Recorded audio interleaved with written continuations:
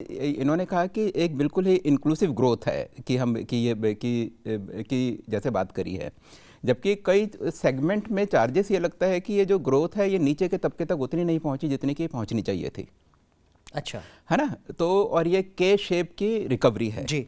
तो अब यही है कि ये इंक्लूसिव कहाँ से हुई, लेकिन साथ में ये भी फैक्ट है कि आज हमारी जो इकोनॉमी है, आज हमारा जो इकोनॉमिक ग्रोथ है ये वर्ल्ड में हाईएस्ट है। मतलब अगर लार्ज इकोनॉमीज की बात करें जी। और जहाँ तक आज के का जो इंटरिम बजट है इसकी बात है, तो हम देखें तो इंटरिम बजट में जैसे हमने सुबह बात करी थी कि जो पैरामीटर्स हम देखेंगे वो बेसिकली है क्या, फिस्कल डेफिसिट। सबसे बड़ा पैरामीटर होता है फिस्कल डेफिसिट।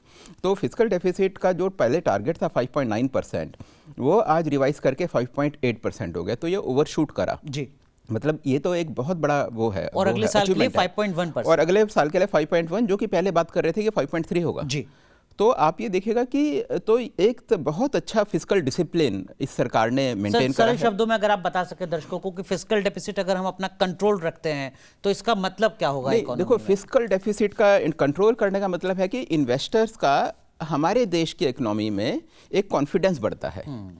तो इससे क्या होता है कि बाहर के जैसे बैंक्स हैं, बाहर के जैसे इन्वेस्टर्स हैं, वो इंडिया में इन्वेस्ट करते हैं, या हमारी कंपनीज जब बाहर जाके फंड रेस करती हैं, क्योंकि एक हमारी कॉन्टिन्यूटी बनी हुई है, हमारी इकोनॉमी में स्टेबल है, तो उन्हें फंड रेस करने में आसानी होती है।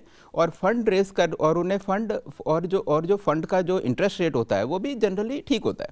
भाई अगर आप इंडिया में इन्वेस्ट करेंगे या अगर किसी अनस्टेबल इकोनॉमी में करेंगे या जहाँ फिस्कल डेफिसिट ज़्यादा है या उसमें कंट्रोल नहीं है, तो नेचुरली जो इन्वेस्टर होगा या जो बैंक्स होंगे उन इकोनॉमीज में नहीं करेंगे, वो हमारे देश में इन्वेस्ट करेंगे। सर, इसको सरल शब्दों में ऐसे भी कह सकते हैं कि अगर फिस्कल डेफिसिट कंट्रोल रहता है तो पूरी दुनिया में ये मैसेज जाता है कि भारत की अर्थव्यवस्था पाकिस्तान या श्रीलंका जैसी अर्थव्यवस्था नहीं है, बहुत ही मजबूत अर्थव्यवस्था है। और क्या उससे निवेश बढ़ेगा और क्या उससे रोजगार की संभावना बढ़ेंगी? हाँ, आप देखिएगा कि जब इन्वेस्टमेंट आएगा तो एग्जिस्टिंग कंपनियां एक्सपेंड करेंगी या फिर नई नई कंपनियां खोलेंगी, तो उससे फिर क्या होगा कि उससे तो रोजगार बढ़ेगा। और जब इकोनॉमी में पैसा आएगा, जब सर्कुलेशन में पैसा आएगा, तो वो जनरली क्या होता है कि हर तबके के लोगों को उसका जो बेनिफिट है मिलता है। पहली चीज़ तो आज का जो सबसे बड़ा जो पैरामीटर था जिसके ऊपर वोटर अकाउंट में जिसमें नज़र थी वो ये था। ठीक है। दूसरा जो है, अगर हम कैपेक्स की बात करें तो कैपेक्स का क्या हुआ था, आपको ध्यान होगा कि कोरोना का जब पीरियड था 2020, हाँ, तो कोरोना के बाद, हाँ, तो कोरोना में क्या हुआ उस वाले पीरियड में, क्योंकि प्राइवेट इन्वेस्टमेंट बंद हो गया था बिल्कुल, और उस समय तो इकोनॉमी एक तरीके से बिल्कुल ही ख़त्म सी हो गई थी, बैठ गई थी।